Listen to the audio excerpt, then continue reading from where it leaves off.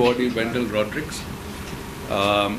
Interestingly, not many people know he started as a hotel school student and also worked in a catering job in Oman before he chucked that all up to learn fashion design in France and the US, and then became this kind of senior fashion person in our industry, started resort wear, the first person to do ethnic stuff, and then much more that I can tell you, but I'll let Wendell hold forth. In a slight departure from our usual format, at this time we don't have a conversation kind of format. We're getting Wendell to speak in a free-flowing kind of conversation, and then we'll just open it up to question and answer and see how we go. So Wendell, over to you. To the Prabha Kaitan Foundation and to the Taj Krishna for having me here. It's my great pleasure. I'm escaping Holy Week in Goa. You know, everyone is at the moment on their knees in church, and I have escaped the torment. So while my poor Christians are on their knees in church, I have escaped. And tomorrow I will be talking about Poskay in Bangalore, which suits me fine. I mean, it's Good Friday, I think. I didn't kill him. The Jews have to answer for that. Churches in Hyderabad and Bangalore. Oh, really? I'm not going anywhere near them. They're all in repentance mode. As you've been told, I went from dressing salads to dressing women. I studied at IHM in Bombay, the Institute of Hotel Management, under Thangam Philip, who never forgot to remind me that I wasted a seat in the hotel industry.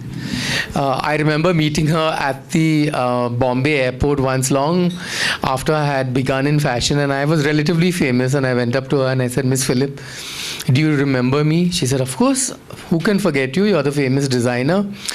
And just when I thought, you know, my ego was getting a nice boost, she pricked my balloon and said, "But you wasted one of my seats. You wasted one of the hotel management seats by abandoning us for clothing." Well, after I did my stint in hotel management, what I'm doing is I'm leading to this book. I worked for 2 years as a management trainee in Bombay, and then 4 years in the Middle East, in the Royal Oman Police of all places, as the assistant director of the Royal Oman Police Officers Club.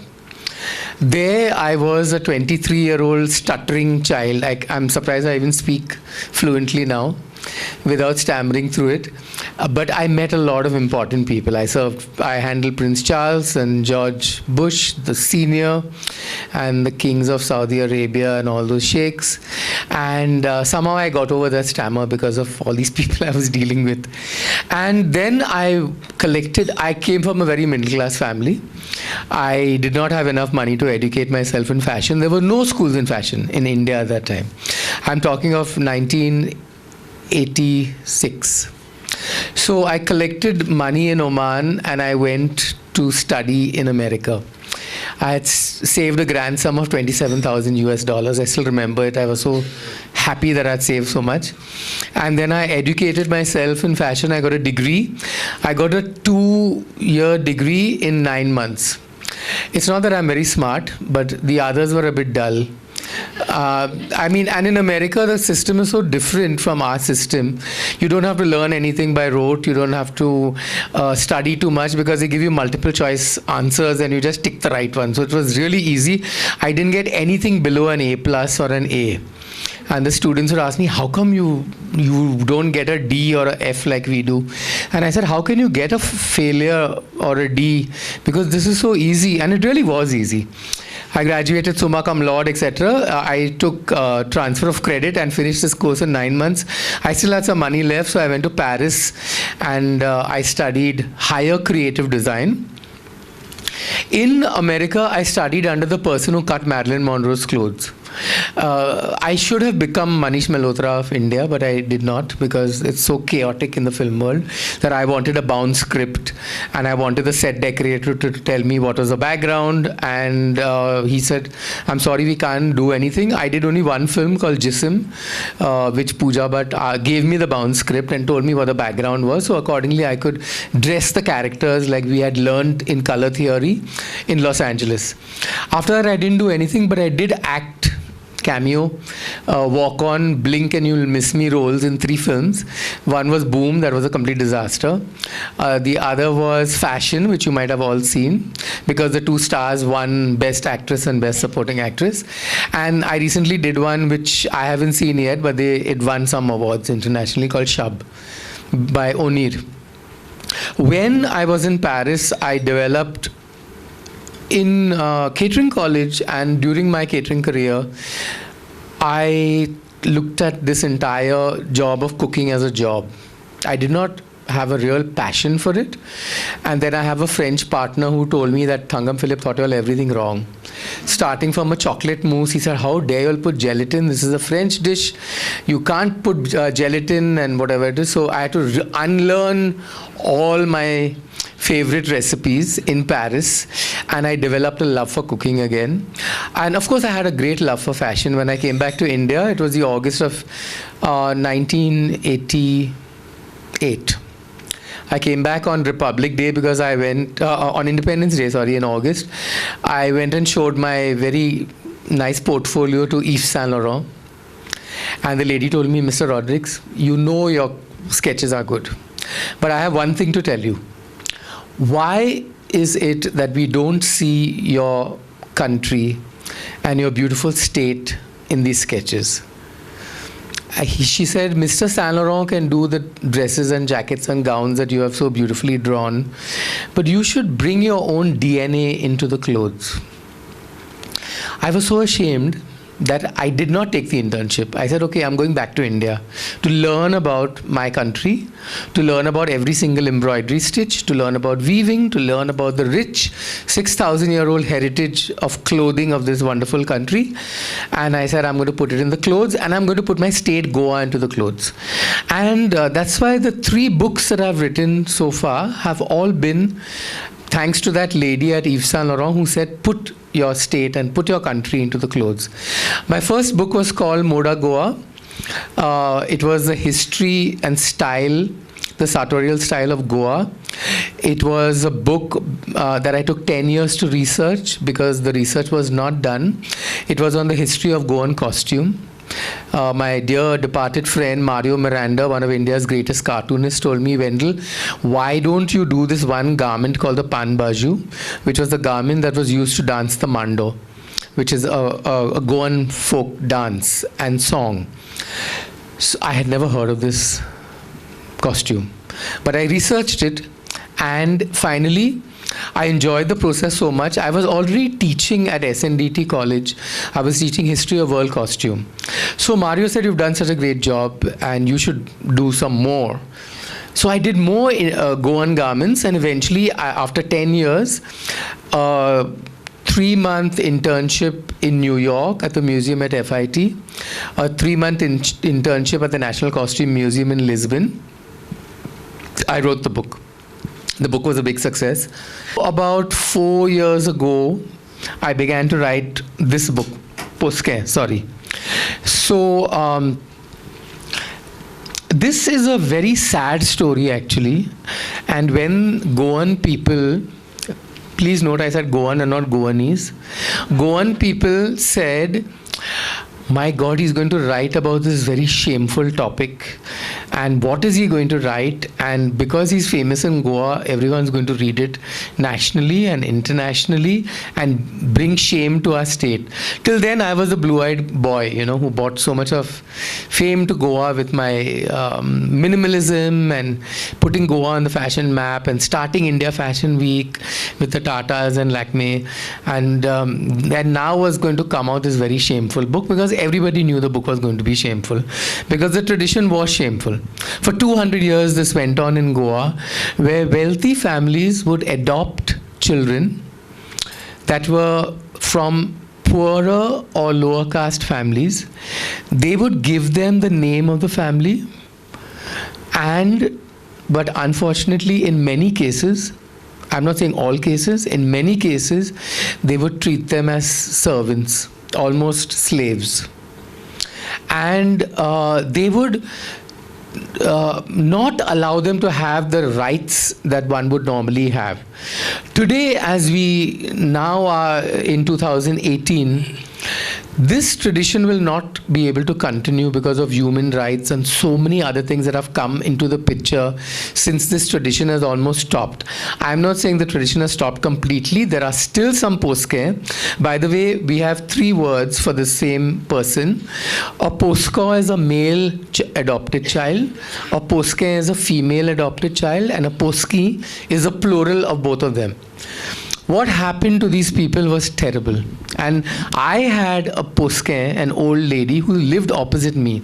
When I moved after the Bombay riots in 92, I moved to Goa in 93. I said, I can't live in Bombay because I saw Bombay burning. I said, I need a place that is more creative, and I always dreamt of living in Goa. So I bought an old house, which is going to become the museum, and which we have donated now as a museum. And I said, I will now live in Goa. Just opposite me, I was living in this big fat house all alone. And there was a lady alone living in the other house opposite my street. And her name was Rosa, and the book is dedicated to Rosa and to all the Poski of Goa. Rosa lived all alone. She was made to look after that big house. I mean, she had relatives who she would say, my sister, but the sisters never treated her like a sister. They just treated her like a maid. She looked after the house. I would go up to her. And most of these Poski people are very good at cooking because they were always kept in the far reaches of the house, normally in the kitchen. So that's why the recipes are in the book as well, because they cooked really well. And she would send me dishes sometimes, and I would like them, and I would go and sit with her and chat her up. I would say, Rosa, one day you come to my house for tea and I'll make you taste, what I cook. And she said, no, I can't come to your house. You're a landlord. Because this stature still continues, unfortunately, in Goa, including the caste. People might have converted from Christianity, from Hinduism to Christianity, but they remembered that we were Brahmins. So now you have people who will say we are Catholic Brahmins, okay? Especially when it comes to marriage, they want to marry another Catholic Brahmin and inbreed and create rather stupid children. Really, I'm not joking. You go to some places and they're all kind of inbred. I mean, you talk about Parsis, but this is as bad. And so she would say, I can never put my foot into your house. You're a single man. Of course, she didn't know the meaning of the word gay. I told her I'm gay, and she said, I don't know what you're talking about. But I said, you can come and sit in my house. At least if you don't want to come up to the main salon, you can sit in the veranda. And she said, no, I can't come, but you can come to my house. So I would go there, and we became good friends.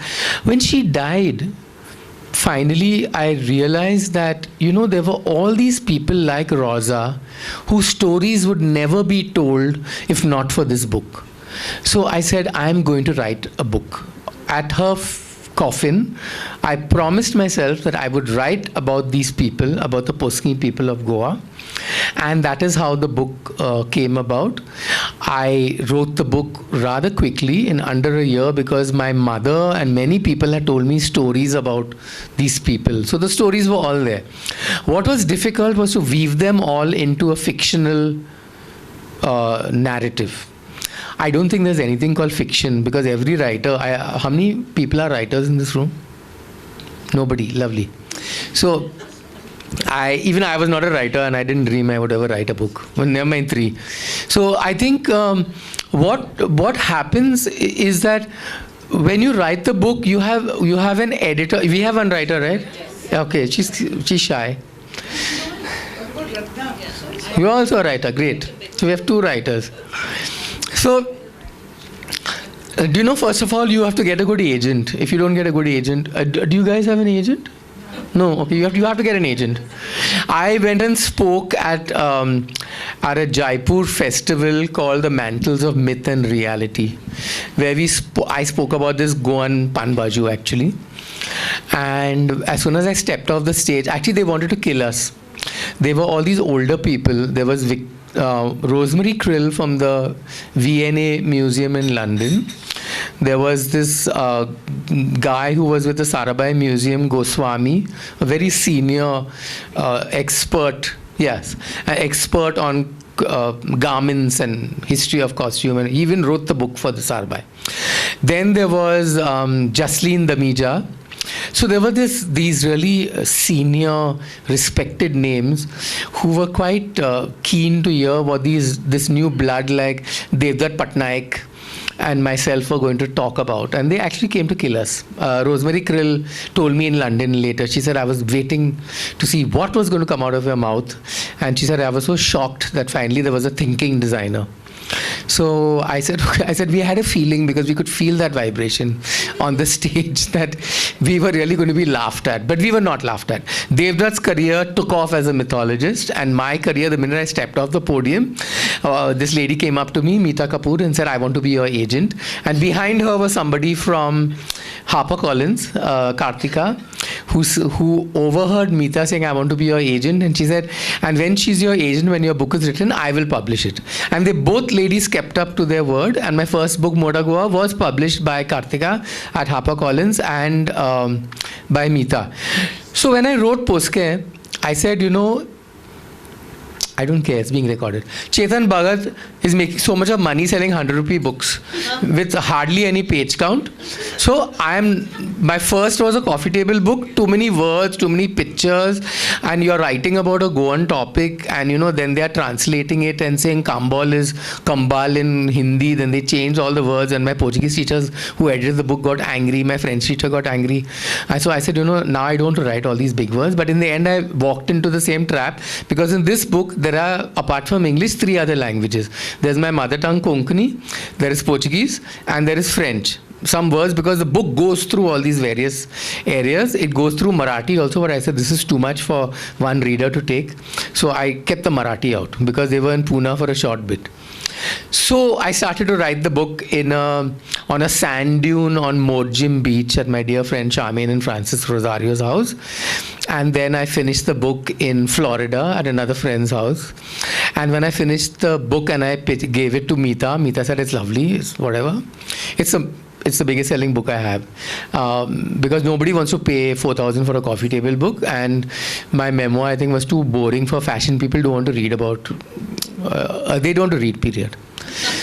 They wanted to make up and walk on the ramp. So I thought that at least the students would buy it, even they were not interested. So this book sold a lot. I think we are on our second print.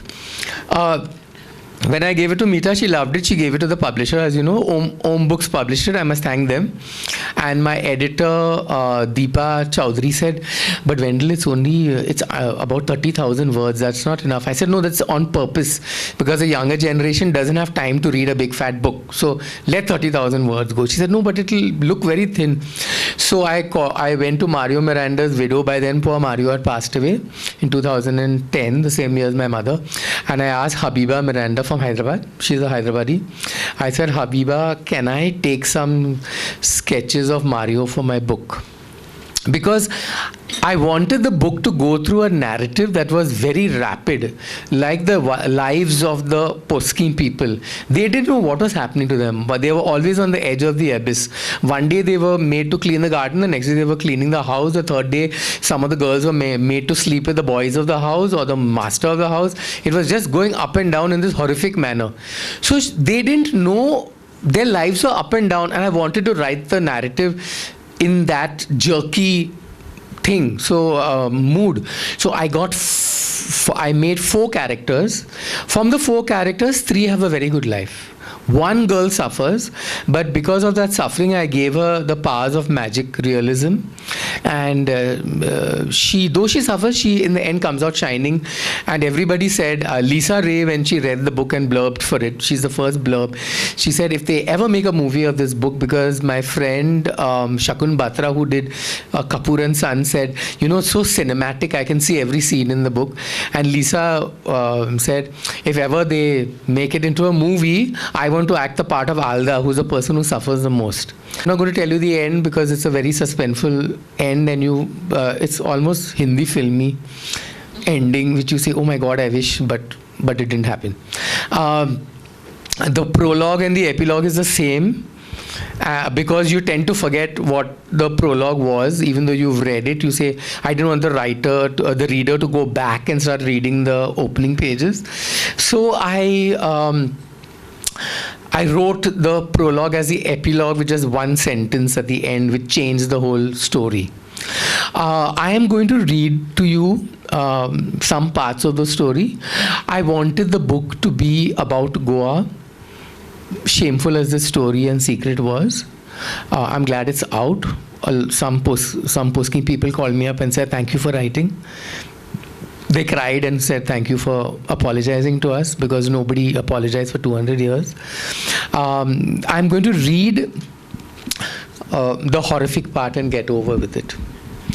It was very difficult for me to write this book. Some parts. There are 4 sex scenes. I don't like to write about sex but it was intrinsic to the book, so that's why I had to write about it. The second thing is that I did not want to write something shameful, so I kept it light. The lightness came via my friend Mario Miranda's cartoons and through all the recipes that are in the book, because all 4 of them, all the Poskins, were good cooks. And suddenly in the middle of something horrific, you stumble upon this recipe, and that's when you should take out your post-it, like I have done, and mark the page so that you don't, so you know where all the recipes are. So I'm going to, this is a family of this lady called, what's her name? See, I wrote the book and it came out last year. Mama, sorry, please bear with me. Name is Annie. Now Annie was from this rich house, and she had her own children, but they adopted this young girl, or rather this young girl walked into their lives and they made her into the Poskin of the house. Now she didn't know. There are 2 things that I have to say, and this is what is interesting about this book. There are traditions about Goa which nobody in India and internationally has heard. They all see it as this beautiful sunshine state full of happiness and whatever, and then now I bring out all the dirty laundry in Poskin. But so they adopt this girl, and this girl is called Alda. So now I'm going to read about this, which appears as early as page 26. Okay, I'm going to read one paragraph before. When she was 10 years old, Alda was convinced that she was different in this family of 7 children. Her siblings went to school. She stayed home and did the household chores with Mama Julie. She took the goats on the hills, drew water from the well. While her brothers and sisters bathed, she ate in the kitchen with the servants, not at the white tablecloth she spread out twice a day with the Chinese blue and white porcelain plates, sparkling crystal glasses, and polished silver. One evening, when Alda had a fight with their neighbor Emilia over plucking mangoes from the Souza Correa family orchard. Souza Correa is this rich family who adopted her. Emilia pushed Alda to the ground and spat out another word. First, she called her the word mistis. Mistis means mixed. And this family was mixed, their blood with the Portuguese. So they were fair children with light grey eyes. And we Goans did not look kindly on the mistis, because we always felt that they were the ones who slept with a foreigner and then created this hybrid race. And the Goan Brahmin women were very kind of adamant that they didn't want to sleep with a foreigner. So we made lots of fun of them in various mandos. And but the Portuguese, some of them slept with the Goans, so they called them mestizo. So this girl Alda heard that word mistis for the first time and went and made the mistake of asking Mama Annie what is the meaning of this word, and she got a tight slap which she never forgot, and she never mentioned that word again. So this time when she caught this neighbor plucking their mangoes, this Emilia pushed Alda to the ground and spat out another word that stayed with her forever. You bloody Poskin, this is not your family, and these mangoes are not yours. Alda sat in shock, her blue dress stained with the dust of the earth, flakes of dry mango leaves, and the sap of the recently stolen mangoes. That night she sobbed into her mattress on the floor of the storeroom. Her body trembled with pain as she felt white bougainvillea thorns pierce her heart. They travelled on the night wind, crept into her nose, and entered her heart. They were lodged so deep that there was no blood, just pure unsalted tears that formed a river on the white sheet. Through her misery, she felt a gentle warmth settle on her. Arms held her, caressed her, kissed her gently on the nape of her neck. So Alda learns how to live with those ghosts, and she becomes one of them. And she when you read the book, you realize that she gets these supernatural powers, and she takes out she's good to good people and bad to bad people. She actually murders one man who deserved to be murdered, but she actually does that in the book. And your heart aches for her, because by the end of the book you fall in love with her, because she's the one among the 4 children. And the 4 children lead different lives. One is kept in a Hindu house. You don't realize that they're children of the same mother till the end. One goes to a Catholic house near the Bishop's Palace in Panjim, who lives the best life, which is the one who goes to Lisbon. Another girl comes to this house, which is Alda. She comes to the Korea family, and one boy is taken from the Bishop's Palace kitchen and actually becomes one of the chefs at the Taj and has a grand career. But like all of us in life, as Lisa Ray said, life is always about ups and downs. We cannot imagine. She said, Poske is a metaphor for life. We all go through life in this up and down way. Don't imagine that when I also believe that when something great happens to me, I wait for the down, because the down does arrive at some stage.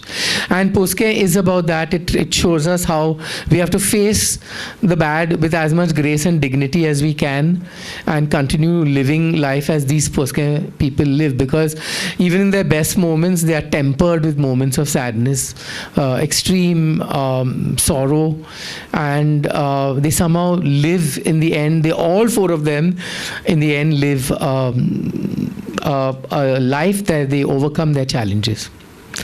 On that note, I can take some questions and we can sign the books. If you have any questions, I think there's a mic. Thank you. There's a mic here. We have 2 mics actually. Yeah, go ahead. Would a Goan family be offended if you ask them? Yes. Okay, thank you. Ask them. Ask them if they had a... Yeah, the cover of the book is in a very important family, but I didn't know the cover of the book, who was there, because many wealthy people have houses like this. I'm sure for those who have visited Goa, whether you go to the houses in, Shandor or to Margao, the Figueiredo house, there's so many houses in Mapsa, in South Goa, they all look like this, with chandeliers and this old Portuguese type furniture, etc. So I didn't really know, but the family that the house was in got so offended that they said, are you trying to tell us that we had Poskes in our house? Of course they might have had earlier, but this generation didn't have them. That they took me to court for defamation, but we haven't heard from them since we replied. But yes, they get very offended. In fact, when I spoke about the book in Bangalore, it was to the Karnataka Goa Association, and everybody was very defensive. Everyone said, no, we treated our Poskens well and whatever. Yes, we do agree, but there were many of them who suffered. In fact, there were more of them that suffered. Few of them were given an education. Few of them were treated well, but the sad fact is that a lot of them did have a sad life. I still have in my village one Posko boy who's a drunkard, and they fall into this thing because unfortunately it's not only the Goan family. See, sometimes the Goan family treats them well, but the whole village knows that they are the Posko or the Poske of this house. So the village treats them badly. Sometimes the Pandit or the priest, they don't even, like Rosa, the priest would hardly even go into a house to bless the house at Easter time. He would bless the house from outside. But my house, he would walk around and bless every room. Because I was from this wealthy big house. So the whole village, like, they didn't want to go to school in the end because other children would treat them badly. Teachers would know that they were posting of that house. So the whole society was treating them in this unfortunate manner. Yes. Is there no way to help them? Is there nothing being done to help No, them? the present generation are very old. They are going to pass away very soon. Unfortunately, we will not have this tradition. I mean, my aim of writing the book was to stop the tradition completely. Now people are very ashamed. They are very defensive, but they are very ashamed. They will not do this again. But we do have what we call alternate postcares now in Goa. Goans are very wealthy. We have the highest per capita income. We have the highest level of education. I'm not saying that we have the most educated. Most educated belongs to Kerala, but most literate is the definition is knowing how to learn to read and write. But we have the highest education level. Almost everyone has done his SSC. Almost everyone. What about them as a community moving out of Goa to a place where nobody knows about this kind of social evil? And they were taken to other places. Like one of the postcards wrote to me from Chennai.